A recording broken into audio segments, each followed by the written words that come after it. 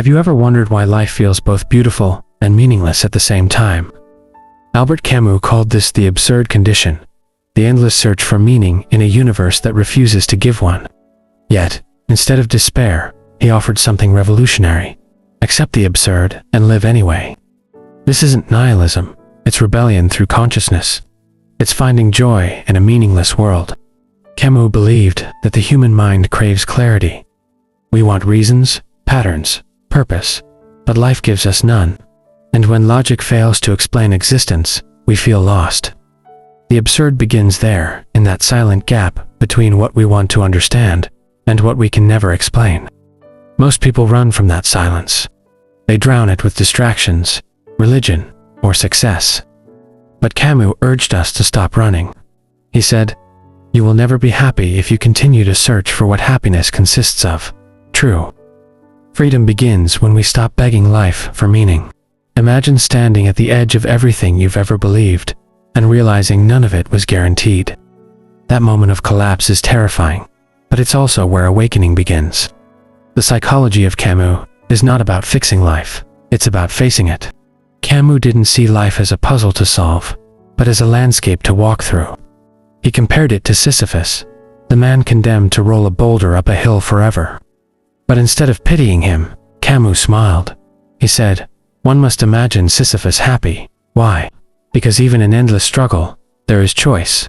The choice to keep pushing." In a world obsessed with purpose, Camus found liberation in pointlessness. When you realize life doesn't owe you meaning, you start to live for moments. The smell of rain, the sound of laughter, the warmth of sunlight. That's where true consciousness begins. Camus saw despair not as weakness, but as awareness. When you finally understand the absurd, you see through the illusions that kept you chained.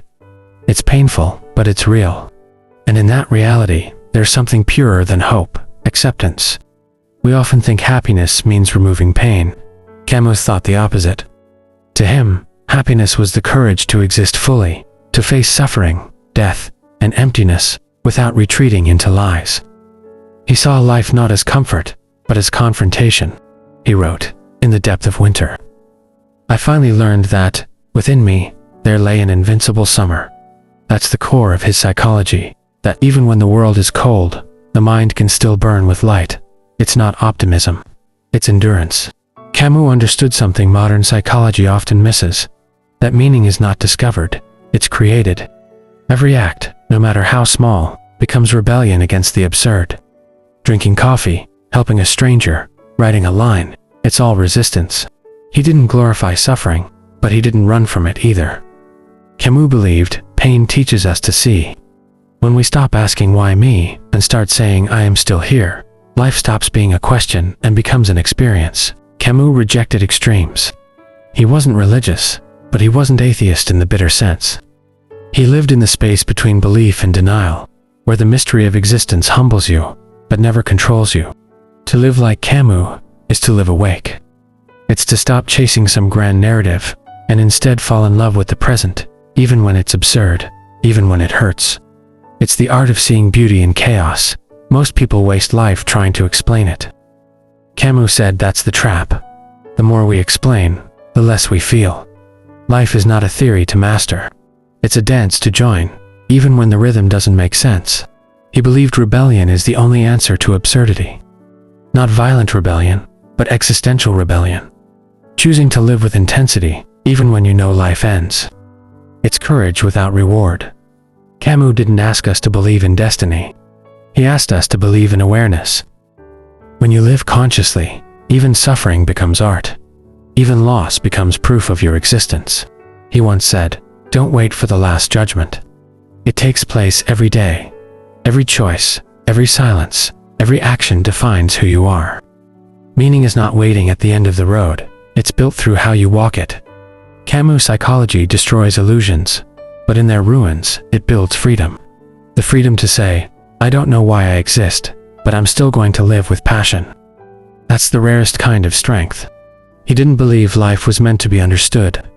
He believed it was meant to be lived honestly, without pretending, without hope, without despair. Just the raw confrontation between mind and world. When everything collapses, your beliefs, your dreams, your purpose, Camus whispers. Now you are free. Because now, there's nothing left to lose but the truth itself. He saw the absurd as both enemy and friend. It crushed illusions, yes, but it also made life authentic. Because once you stop expecting fairness, you start appreciating existence itself. Camus' life was proof of his ideas. He faced war, exile, and loss, yet kept writing about beauty and freedom. He lived absurdity daily, and still smiled at it. That's what makes his psychology timeless. We live in an age of distraction, but Camus would say distraction is spiritual death. When you avoid the absurd, you stop feeling alive. To feel deeply, even painfully, is to exist truthfully. Camus wasn't teaching despair, he was teaching defiance. He was teaching us to walk through life's emptiness with eyes open, saying, I see it all, and I still choose to live. In the end, Camus' psychology isn't about finding answers. It's about asking better questions. It's about standing in the silence of the universe and saying, even without meaning, I matter. Camus believed that every person must face a moment of awakening when they finally realize the world won't give them the answers they've been searching for. That moment feels like falling.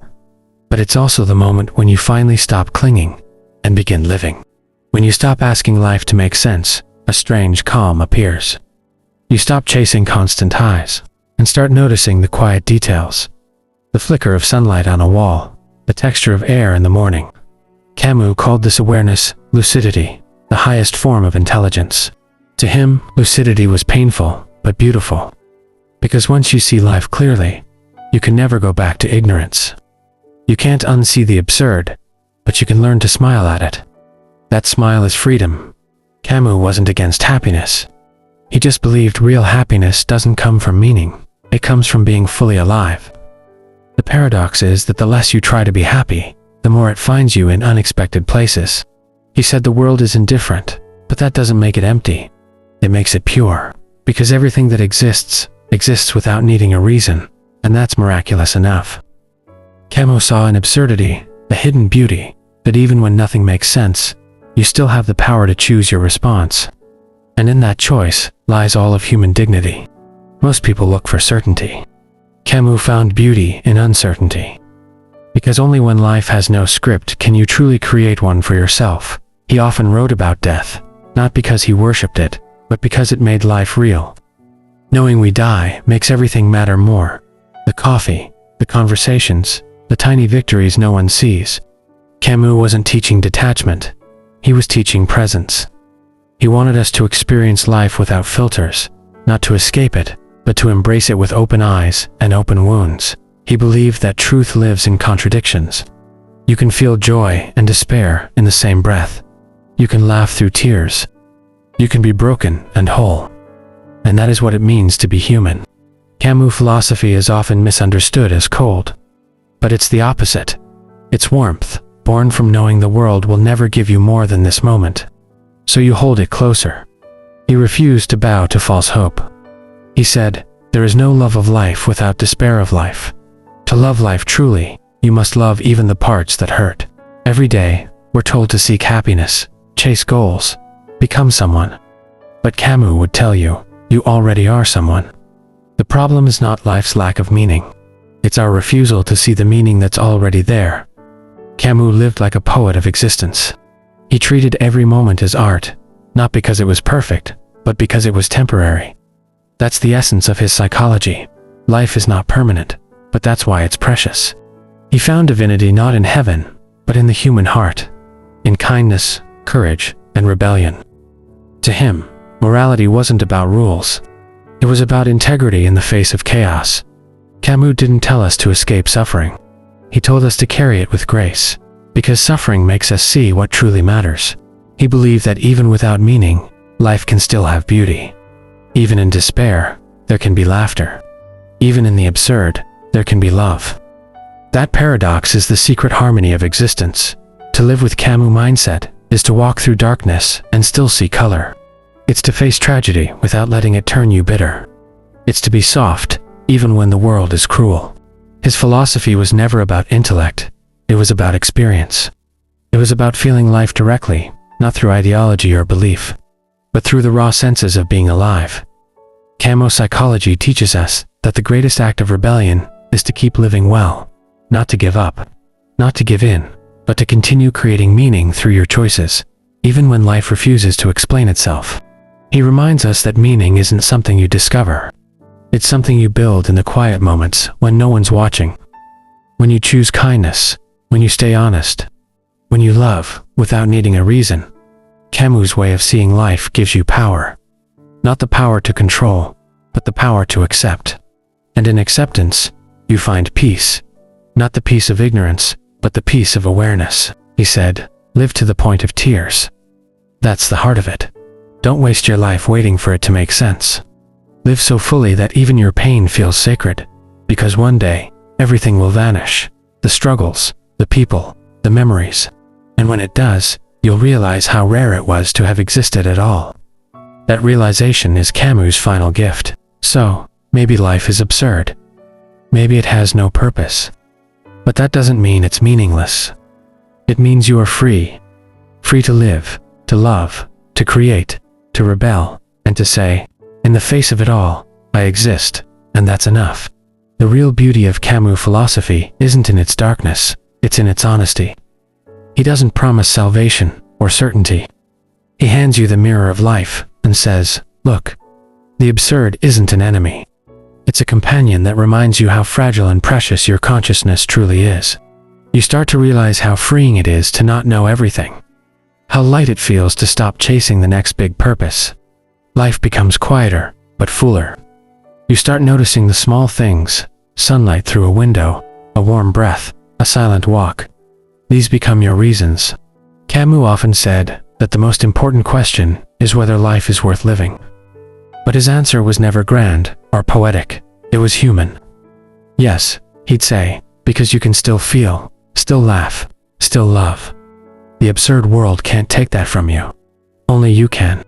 The modern world teaches us to run, to escape boredom, silence, stillness. But Camus saw silence as sacred.